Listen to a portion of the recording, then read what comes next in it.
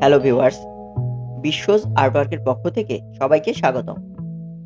মহান বিজয় দিবস ২০২২ উপলক্ষে আজ আমি খুব সহজ ও সুন্দর একটি ইলাস্ট্রেশন এঁকে দেখাচ্ছি। আশা করছি সবার ভালো লাগবে।